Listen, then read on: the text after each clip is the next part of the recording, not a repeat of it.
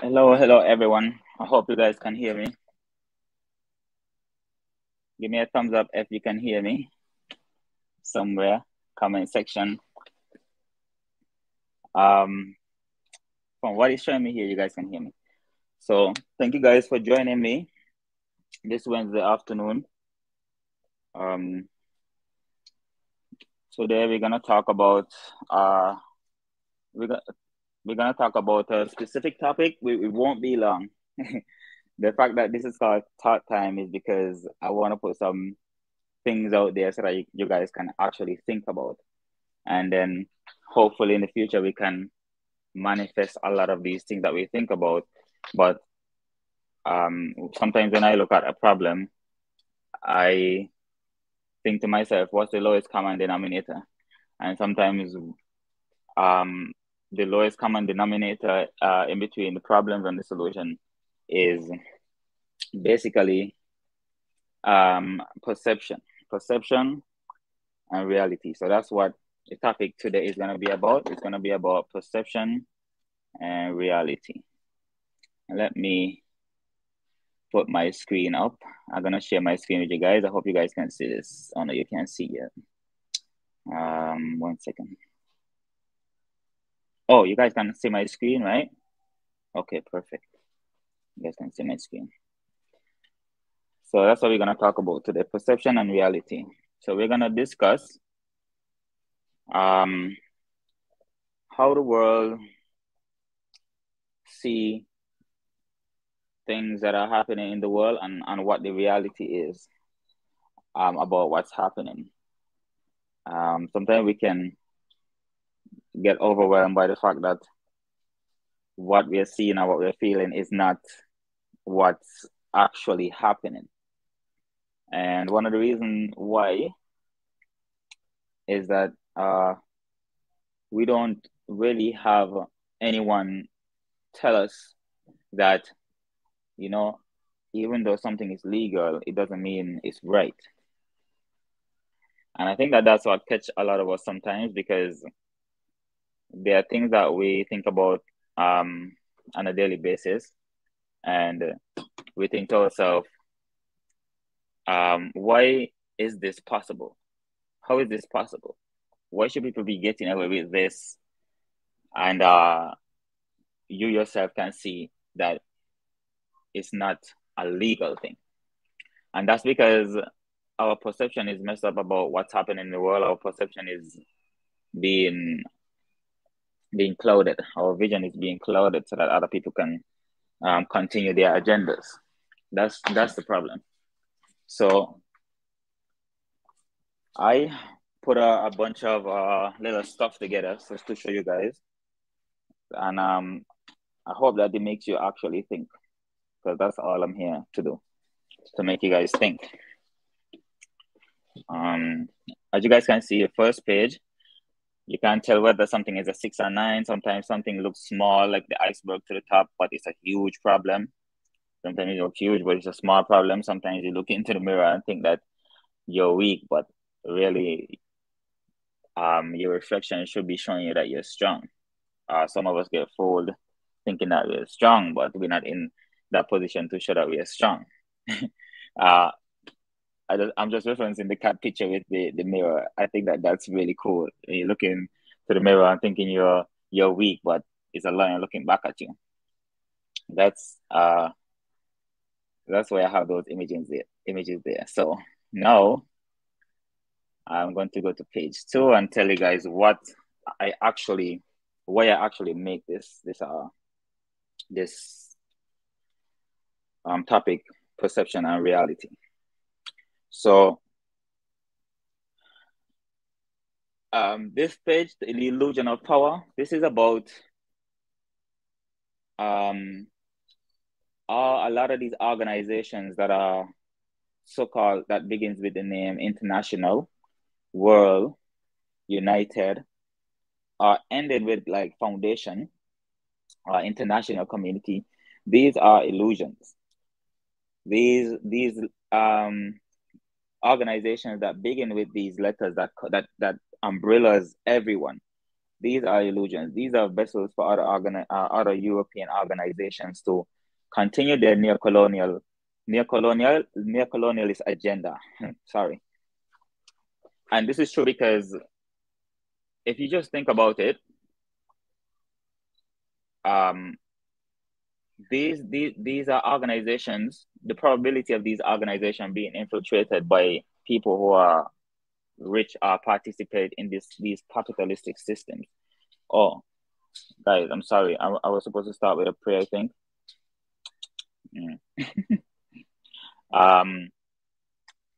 Sorry about that, guys. So anyway, these are organizations that start with these type of umbrella terms. These organizations are organizations that are pretty like the probability of them being infiltrated by people who have the money is pretty high. Even if some of them are not infiltrated and the people are nice people, there's still a chance that there's still a probability. And as we see in the world right now, a lot of these organizations are being used by Europeans, especially European governments and businesses, in order to infiltrate places like Africa where they can get resources. They come down under these type of name: international, world, international, what else? Foundation, global, things like that. They come to these organizations and come to legally, basically,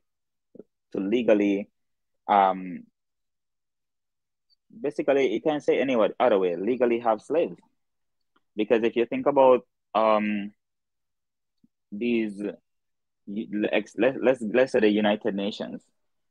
The United Nations has been in the Congo for how long? So long. And they can't seem to solve the problem there, but everyone's still getting their diamonds from there. Everyone's still getting whatever resources they have from there. So why is the United Nations peace people there when there's still no peace? I mean, if they can't handle the situation, they should just leave.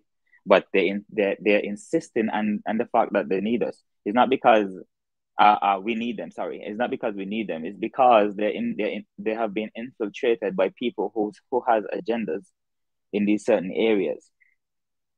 Is being infiltrated by these people in order to continue that process of oversight, neocolonialism. You can't do it yourself. That type of mentality. Next page. One of the big problems that we are having as a people is that we don't know how to figure out who's good and who's bad. We don't know how to figure out if something is good for us or it's bad for us. Remember I told you guys about the unit of measurement. The unit of measurement is missing. The unit of measurement is missing, but not just the unit of measurement, but the tools that you need to find out if something is dangerous for you or if it's good for you. And that's why I have this example on the screen right now, because you can never tell if something is sulfuric acid or water. And one of the things you can never ever do is taste it. Because you'll find out real quick whether it's sulfuric acid or water. That's one of the things you have to do. You have to you can't taste it, you just have to look at it. So how do you test it? You test it by developing tools. You have to develop tools all over in all areas of human activity. That's what you're seeing on the screen right now. All areas of human activity. And these include all the things that you're seeing here right now. You have to develop tools in all areas of human activity in order for you to test, see if something is good for you or it's bad for you when it's coming to your house, or to your land, to your property, to your territory. It has to be tested by tools. You can't wait until something happens to actually figure out whether something is bad or good for you or not. A lot of times it's too late by the time you find out that it's bad for you. So you have to develop tools in order to test these different organizations. These organizations are like the cup of water, right? The cup of water, this is the organization. How do you develop tools? How do you test whether this is water or sulfuric acid? How do you test whether that thing is good for you or bad for you? By developing tools. Developing tools, there's a tool to test our protocol to test whether something is water or something is sulfuric acid. The same way, tools must be developed in all areas of human activity in order for you to test if something is good for you or bad for you. Now, a perfect example is talking about, let's talk about COVID-19, as it is called. So that is one of the best examples right now, because the world was on lockdown. The world was on lockdown. They lock us down, tell us you can't come back out and you can't buy anything. You can't go to certain stores. You can't fly on a plane, right? Unless you have this vaccine. And we don't know what this vaccine is doing to us. You see, they needed a vaccine because that's what they decided. But how do they decide for the whole world? They decided for the whole world to what organization? To the World Health Organization. They decided for the whole world. And if you see who are inside of these organizations, I could guarantee you it's controlled, funded, and being by all of those people. All of those people who I believe don't have our best interest at heart. And that's a perfect example of what I'm talking about. What tool do we have as a people to test whether these vaccines are harmful to us? They actually help us. Who knows? They might actually help us, but the probability of them helping us after they had to force us to lock down the world, force people to can't be able to fly into their family. If someone had to force you to take something, it's the probability of it probably not being that good for you is past 50%, maybe 51% at least. But my point is we don't have any tools to test whether this thing is good for us or not. I remember during COVID, I heard the Madagascar president said that they had developed some kind of natural remedy for COVID and it's working. But we never heard about that in the news. Why? Because that don't make them any money. That don't make them any money, and that don't put them in control. They want to make sure they can profit from it and be in control of it. That's their whole goal. But that didn't make them anything. So that wasn't important. And if you think about it now, go into all these areas of human activity. Going to intelligence. How do we know to test any type of intelligence that's coming our way through these gateways that they have for information flow? We don't know how to test. So sometimes we might be out here in the diaspora. Let's talk about us in the diaspora first. We out here in the diaspora, we'll be looking at news coming from inside of Africa. But there's nothing to test whether what we're seeing in these social media networks and on the news agencies is even good for us or bad for us, whether it's the truth or not. We don't know whether it's the truth or not, because we don't have any tools to test whether it's the truth or not. Sorry. Talk about economics. When people come into the continent and build logistics chains and supply chains and all type of things, we don't know we know that what they're doing is not good for us, because Africa is still in the state that it's in right now. But even if they're saying that they're coming and giving us whatever or helping us out, we don't have any tools to test whether this help is needed or is beneficial to us. So that's why you can never judge something by how it looks, right? You can never judge it by how it looks. You have to judge it by developing tools, right? Okay.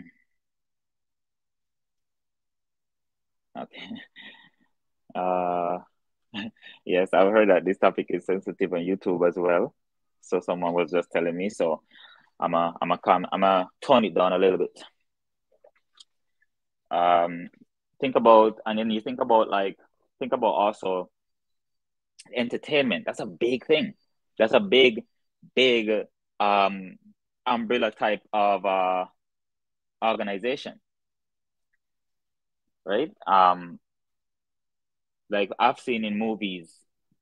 Okay, let's start with this. How do we know if a movie is beneficial to us or not? We can actually see it, but there are some people who think that a movie is beneficial to us, and it might not be beneficial at all, or it might be beneficial to some but harmful to others. We can see that from how the Africans on the continent reacted to that new movie. What is it called again? Uh, that new movie, Woman King.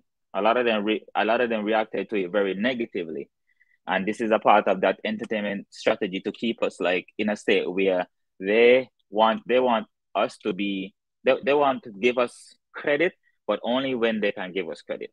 And then they start these entertainment they start these movies in these entertainment industry. So for instance, let's talk about Black Panther. I saw Black Panther as a good movie. I saw it as a good movie. Very like I bet you put a lot of pride into people's heart, especially the younger ones and the younger Black men and women who feel like they don't have any superheroes, they don't have anyone to look up to. This did a lot for them. But on the other hand, if you think about it now, on the other hand, just imagine when the children who were 6 years old or 12 years old saw Black Panther, they saw that a new image was implanted in their head of Black Panther, right? A new image was planted in their head of what a Black Panther is. Now, those of us who are older and knowledgeable knows that the Black Panther started with Huey P. Newton. But imagine 30 years from now, this generation that saw the first thing they heard about Black Panther was this movie that come out of Marvel. This is the first impression they will get. They will never remember that there was an actual Black Panther that was a global organization that this intelligent man Huey P. Newton started in California and decided to fight back against the government system for African people. You will never remember that. These youths will not remember that. So in a way, it has a positive effect at first glance. But if you think about the 30-year trajectory, it will have a negative impact on some of our children, because then we'll have to go and reteach them about what happened during this so-called Black Panther time, and that it wasn't some cartoon that Marvel decided to create. Sorry. So that's one example in the entertainment part. Politics, we know how politics goes already, and the rest, and so on and so on. But I also wanted to show you guys something and tell you guys something about how these systems operate on the playing field now. So not just in our heads, but on the playing field. So that's why we're gonna go to our next slide. So our next slide now, what these organizations do, right, is that they build path. If they want to get to us, they want to get to our queens, they want to get to our kings, they want to get to even some of our pawns, because when you have a pawn inside somebody else's on somebody else's side of the board, that pawn can do a lot of damage, right? These are what we call traitors. But if you think about it this way, these organizations are bridging the gap between them and us, but on their terms. You see? Because look at the World Economic Forum. Remember, this is supposed to be world now, eh? This is start with world. I hope that I don't get into trouble for this.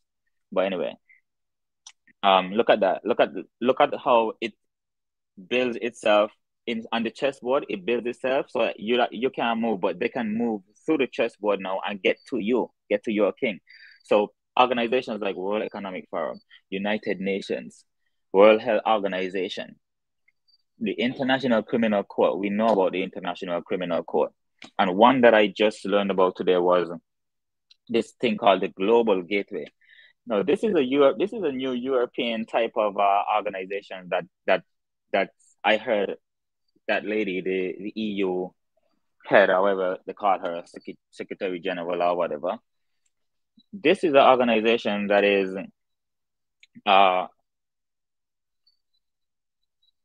being used to invest in Africa. They're building mRNA vaccine warehouses in the continent of Africa. They're sending the information there so that they can build the vaccines for us. And they're so proud of it. They're like, wow, she's like, we are building vaccine facilities in Africa to our Global Gateway project. And this and this and this and that. And I'm thinking to myself, they think that we are not seeing them, but God knows. God is patient. So you got to be patient. And I hope that you guys understand what I'm trying to say here. It's like these organizations being between you and them is reducing the space between you and them.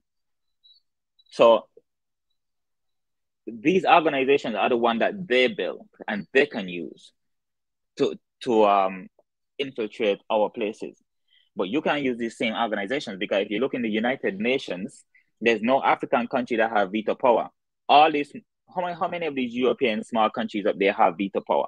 We don't have any veto power. And that's because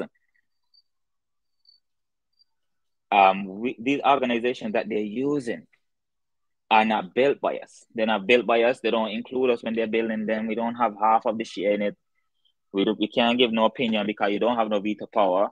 So when France decided to bomb Libya, there's no African country that could have stopped them. They don't have no veto power. This is not your organization. This is not your playground, basically. That's what they're telling us. And they can reach us now. They can reach us. They can cross the border and reach us anywhere they feel like. Anywhere they feel like within that parameter of that company. Or that organization. And a lot of them call themselves foundation, they call themselves world, they call themselves global, they call themselves international. Because they want, when you think about them, you're like thinking about an umbrella type of organization that includes everybody, that is inclusive. But the truth is it's not inclusive, because what happened in Libya should have never happened. There's still people dying in the Mediterranean right now. Like I heard the news recently that 13 of them was killed just because they try to go and seek asylum over in one of these European countries there. I don't know whether it's Italy, Portugal, one of them that's close to the north. They were seeking asylum, and 12 or 13 of them were killed. But it should have never happened. But the only reason it happened was because these organizations are between you and them. You see the International Criminal Court, this one. As a matter of fact, we're talking about this one right now, so let's stick on this one for a little bit. The United Nations. How many things has happened to African people, and the United Nations have said nothing? Let's go back to the bombing of Libya. That was not sanctioned by the United Nations. So how did it happen? Why did it happen? Well, they got veto power. They have all kind of powers, and we don't have no powers because we're not in there. We're not. Yeah, we are not a part of whatever scheme they're up to, because their schemes are hurting our people. That's why. Let's go to the other one. I wanted to give you guys a use case, right? Oh, I don't know what this is. But anyway, here's a use case for you guys to check out. Recently, this is the International Commission of Human Rights expert on Ethiopia, right?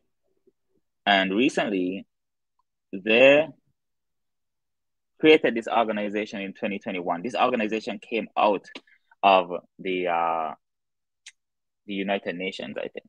I think it did come out of the United Nations. But here just look at this play. displays like this. The United Nations is created, right? The United Nations came from what? Came from the League of Nations. The League of Nations was those European countries that were fighting in World War II or World War I, whichever war they had up there. And they created the League of Nations to challenge probably the Soviet Union. Now, the League of Nations transform now because these organizations also metamorphosize. They transform into other things. They advance, they grow. The techniques become more and more refined about how they do things, right? And first League of Nations, then United Nations.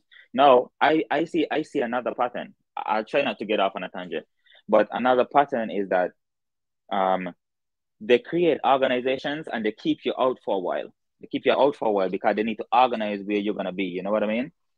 They need to organize where you're gonna be, how you're gonna be, what rights you're gonna have, all those kind of things. They have to organize.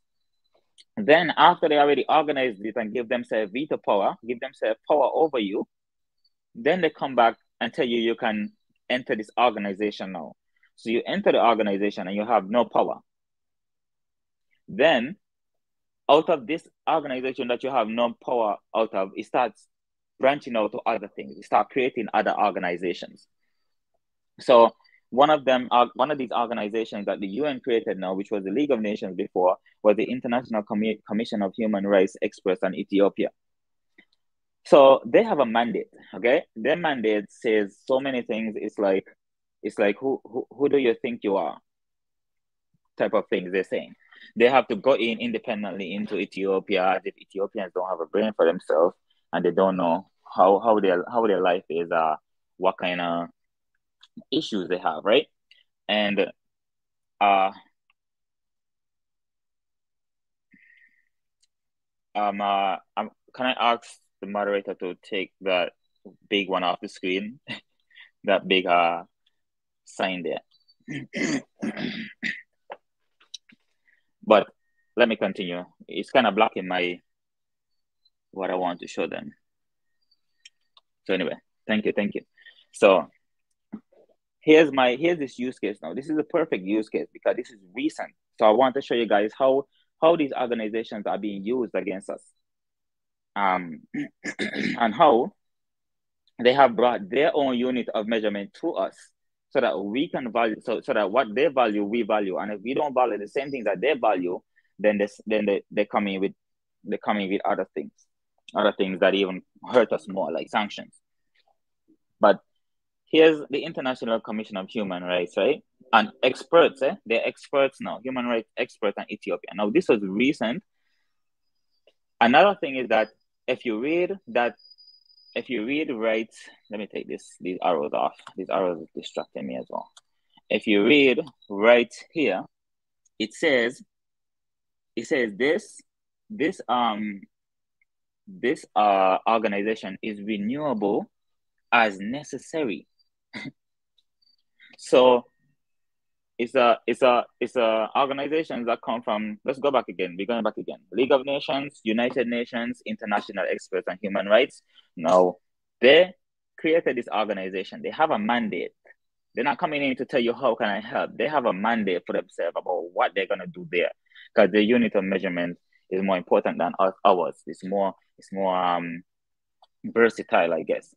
This organization is never ending because it can renew itself whenever it feels like. And then this person who appoint these three people to this International Commission of Human Rights in Ethiopia is an Argentinian. So none of these people who are in the International Commission of Human Rights Experts in Ethiopia it doesn't even look like they're from Africa. It doesn't even look like any of them from Africa.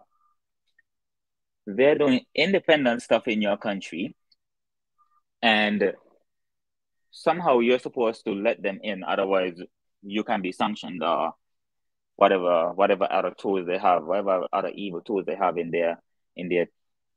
at their disposal. Let's continue. Our next thing is about illusion, perception, and reality. Is what you're looking at right now, right? So the perception is that Africa is 54 countries. I'm not saying that it's not, right? 54, 55, I don't even know anymore how much it is, because it looks like some countries haven't decided if they're going to join Africa yet or not. But if you look at it, the perception and the reality is a total different thing, because God didn't make Africa 54 countries. Like, there's no borders when you look at Africa, right? But the perception is Africa is 54 countries, even though it's the same landmass. All the original people there are Africans, at least the original ones. And they still end up into 54 countries. So right there, they're messing with our perception already. You go from Chad to Niger, you have to. I heard from Chad to Niger, you have to get tested. From this place to that place, you have to get tested. From this place to that place, you have to get tested. If you was to go to 54 African countries, you probably get COVID test 54 times. I think it's funny, actually. But this is another thing that is also keeping us in the state that we are in right now. The difference between that perception and that reality. The reality that we want Africa to be one, but the perception that since someone went there in 1884, 85 and made it 54 countries, that we must accept that. I think this is unacceptable to me, for one. But I know it's not only to me, it's to a lot of other people as well. So, how a lot of problems, just remember to also, guys, a lot of problems stem from the fact that we continue to live in the perception instead of the reality. And it's not just that we continue to live in it, is that we are forced to live in it. We're forced to live in it because what some people over here call freedom is being captive. What they call up is down. They're living in the upside down, it seems like. What they call right is left, and we must accept it. We must accept this perception. We must accept their perception and don't ask any questions about it. One more thing before I leave you guys. I told you I won't be long. I hope that, I don't know, maybe if some of you want to talk to me, that's fine. But one more thing is that, you see, in order for us now, I'll go back to one of my first most interesting slides. And I'm gonna go through it with you guys, okay? I'm gonna go through it in a way where it is I'm actually doing it while I'm talking to you guys about it. So what we have to do now, right, brethren, is that this is in conclusion as well. We have to create our own organizations over these organizations. Do you understand? We have to create our own organizations. We have a flat sheet here. We have an empty sheet here. You understand? This is why I always tell people Africa is fertile soil. It's fertile soil for ideas. It's fertile soil for planting. It's fertile soil for us to develop ourselves and create a new image in the world of what the world is supposed to be. I truly believe that when Africa rises, become one and rises, that the world will finally get some peace. I believe that with all my heart, that the world will actually get some peace when Africa is put in its rightful position, because there's no way Africa is going to be a powerful continent and other people are going to just come and just do whatever they feel like. Even in the Middle East, or what they call the Middle East, they won't be able to do that, because whoever is thank you, Micah. Whoever is in charge of the United States of Africa will have to be a person that will be stern. You know what I mean?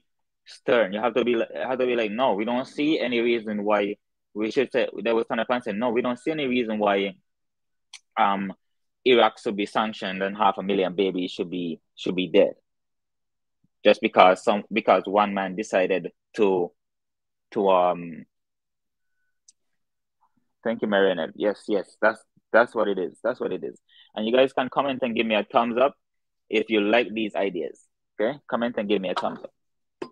And also, So what I was saying is that there will be a strong African president, a strong United States of Africa president that is stern enough to say, no, you're not going to sanction this. No, you're not going to go to war with these people over here. For what reason?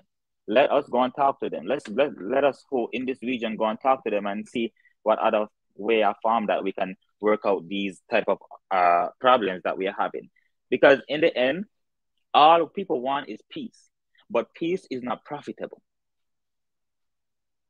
And that's the serious problem we're having with a lot of these organizations that say they are world this and world that, because peace is not profitable. How would the World Health Organization operate if everyone follow and advance Dr. Sebi's strategies in healthcare? They won't. So now they need to create problems now. They need to create problems in order for them to stay on top. It's a method where if I keep you down, I'm higher than you. You can develop, don't develop without me because I can control you. That's the mentality. That's what's happening right now. And as I say, peace is not profitable, but that's what 99% of the people on this earth want. They want is peace. But how will peace be profitable if they're not supposed to make any weapons anymore? How will peace be profitable if they can't make any weapons anymore? If they can't go into the pharmaceutical companies and make these things anymore so that they can sell them to us and tell us it's for our good. And when we don't take it, they shut us off from any type of system that could even help us find any alternative, right? They cut us off from these systems. So here is what I suggest. This is what I'm suggesting now. So let's say we want an organization, we want to play in the same boat, right? We want Africa to be one, and we want to play on the same playing field. Now, we just create our own organizations in here. I'm calling this one ARC because it's like the All African Revolutionary Council. We can create that one. What's wrong with that? Who said we can't? Who said we can't create something called the All African Revolutionary Council that will look out for African people and African people's needs? No one can tell us we can't do that. They're doing it, so we can do it as well. And after you create that, now you're on the board, right? You're not just a sideliner. No, you actually have power. You actually can move around on the chessboard because this is yours here, right? This is yours. Now you're on the playboard. Now you start playing chess. Now you're not a bystander. You're not a receiver of anything, everything from everyone. You actually have something here that will be looking out for your own interests. And this is a legal organization. You go through all the steps that you need to go through with the people in your area, in the African continent, in the diaspora. You know what I mean? And you decide to call it the All African Revolutionary Council. You just have it like that. And you say, this is a legal organization. We're putting this on the board. And we start moving to now what you have developed now, Bridget, you have developed a way to test whether something is good for the continent or for Africans in general, even in the diaspora, to test whether it's sulfuric acid or water. These are the tools. These are the tools here. These organizations are tools. The tools have to be put on the chessboard so that the top players can actually use that organization and come down towards before they even exit. Before they even exit here, before they even exit the first row of pawns, before they even take their Trojan horse here and infiltrate this organization and then move up towards you, you already have an organization that you yourself can use,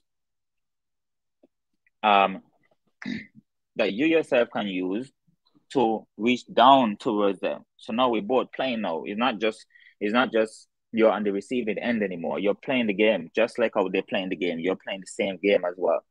But you're playing the game in order to test whether what you're about to drink is water or sulfuric acid. So that's the end of my session about perception and reality. So I hope you guys remember. I'll go back over it you again. I'll just run through it. Perception and reality, right? Reality is this iceberg is bigger than you think. The reality is you're looking in the mirror thinking you're a kitten, but you're really a lion. The reality is whether this number 6 be considered a 6 or 9 is always up to perception and what position you're playing from.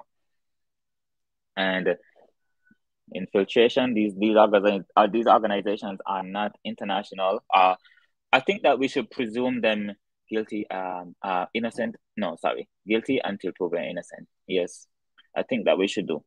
In that way, then if we can prove they're innocent, then that's fine. But we can't be like trusting it too much, because that's when we lose our power, when we give into these stuff. Remember, you can't taste something. You can't always taste something to figure out what it is. You can't always wait until you get burned to figure out that something is harmful for you. We have to develop tools, right? Tools must be developed. Tools where? Tools in intelligence. All areas of human activity. Tools in intelligence, tools in education, tools in economics, tools in health, tools in war, tools in how we teach our children about sex, tools in entertainment, law, and politics. This one actually was added by Francis Cress Welsing, because it was only the other ones that's here. It was only 1, 2, 3, 4, 5, 6, 7. There was only like 7 of them. I'm sure that there's more actually, but maybe I forgot it. But she added the health one because she said there's a warfare going on in health as well. And we just talked about that thing, right? That CC.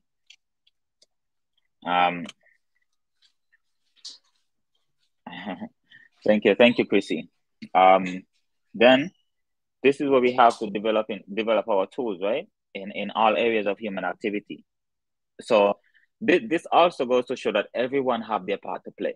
Everyone has their part to play, no matter how small you think your part is. There's a part to play for you as still. And then also, remember that these organizations they're being used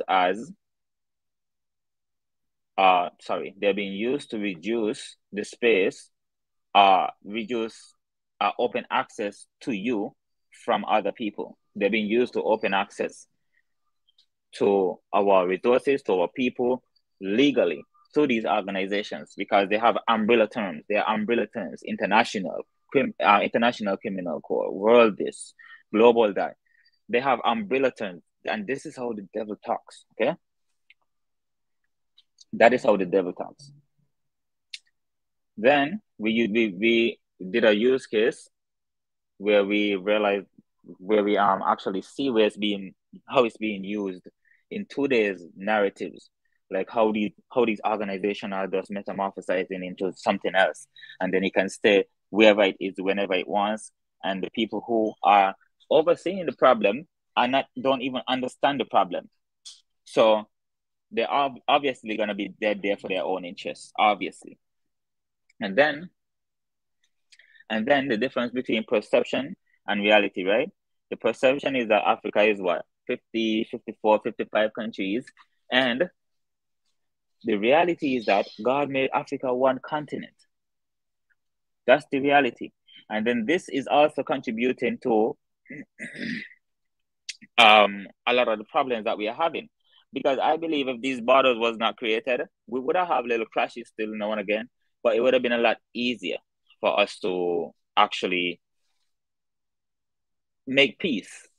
Because now you're not thinking about some enemy that look like you over in Somalia crossing your border in Ethiopia, or some enemy that look like you over in Niger crossing your border in Mali, some of these European organizations that use these little loopholes that Africa itself looks like a chessboard. I'm not gonna lie to you guys.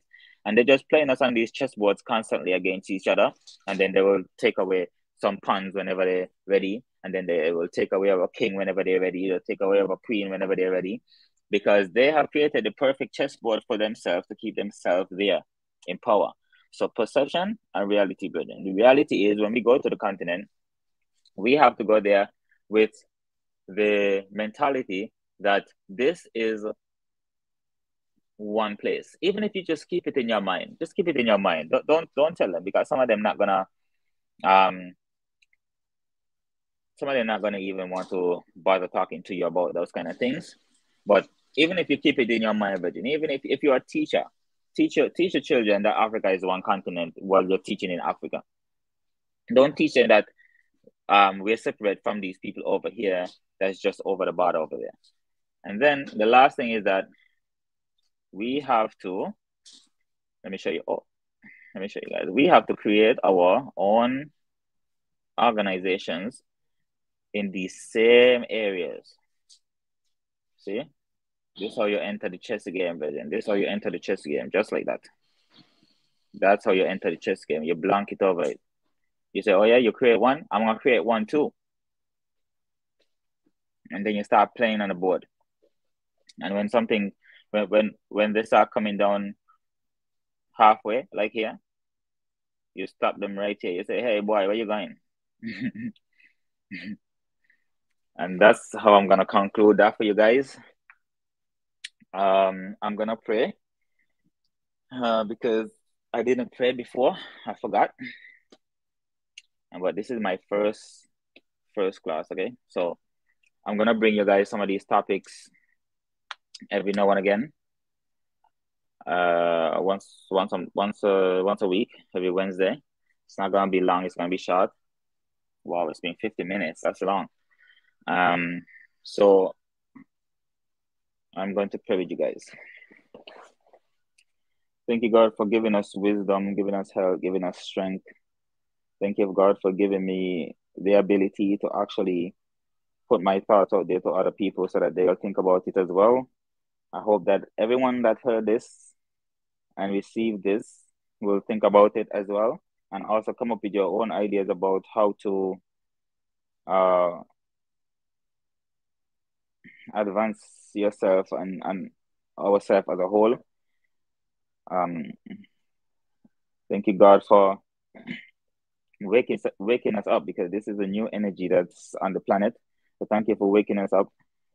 Give us more health and more strength and more wisdom so that we may go out and do more for you. Amen. And guys, I want to maybe invite anyone who wants to come in for a couple minutes. I'm not gonna be long. I'm gonna be here for maximum 1 hour. So you guys have about 9 minutes to give your opinions. If Paul, can you let in anyone who wants to get in? Maybe share the link with them.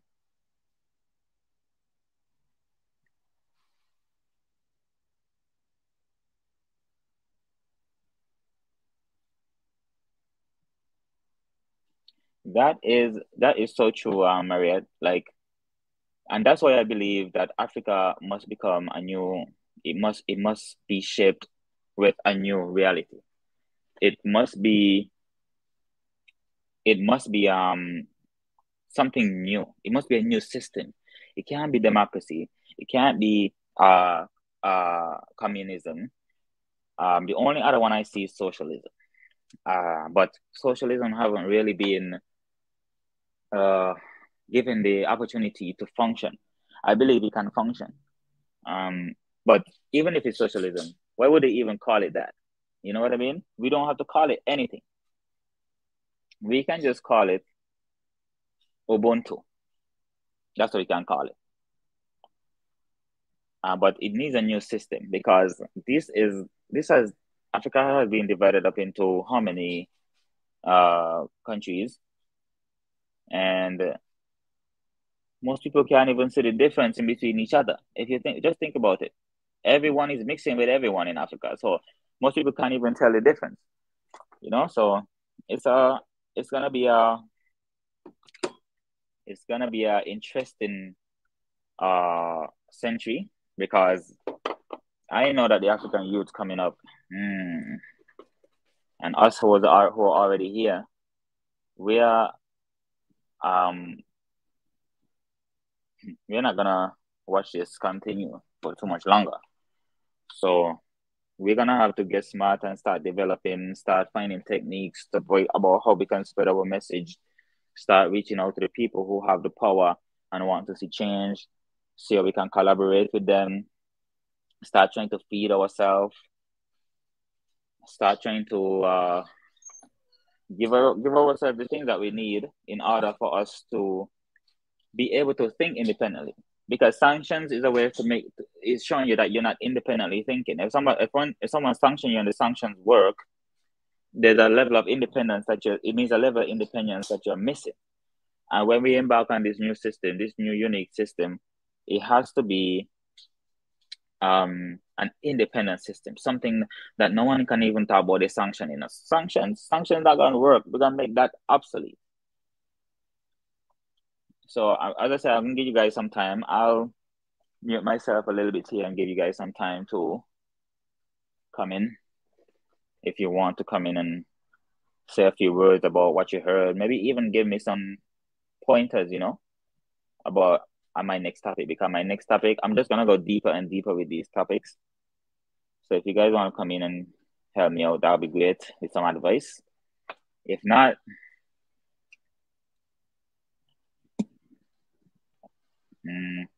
I'll mute myself until someone comes in if they do. But if not, you guys have 5 more minutes to come in and out.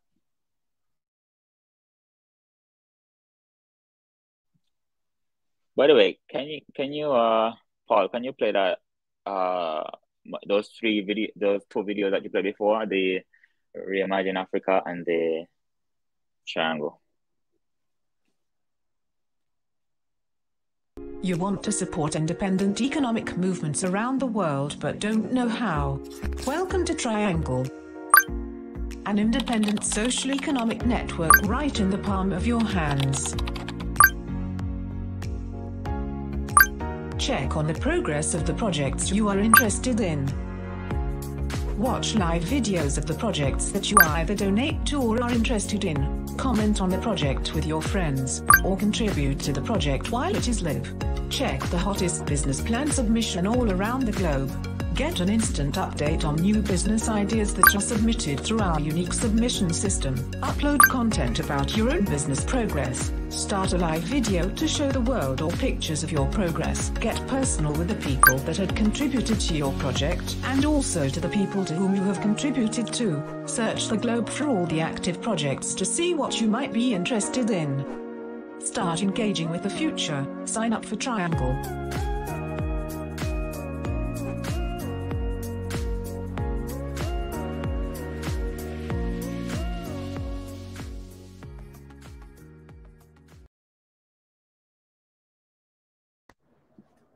All right, guys. All right.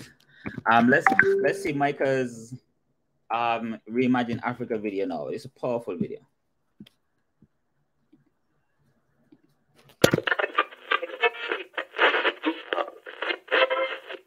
So the lie began from the very beginning of time, right? And I can ask you one question right now. What does history tell you about Africa? Who discovered Africa? If you write right now on Google who discovered Africa, you find out that is one white man that he came and discovered Africa. And you can ask yourself that how can you discover a place that already exists? How can you discover a place that people already live in that place? It is impossible, but that's what the history tells us. That's what people believe about Africa, that it was discovered by a white man. This guy, he came and then he went back, he gave a report, and then the next we know is colonialism, because those guys, they sat somewhere to divide Africa like a piece of cake because they discovered it, they own it, it belonged to them. But that is us. We discovered, we're the first people to know. And today you have a lot of people around the world that they think that Africa was discovered by them.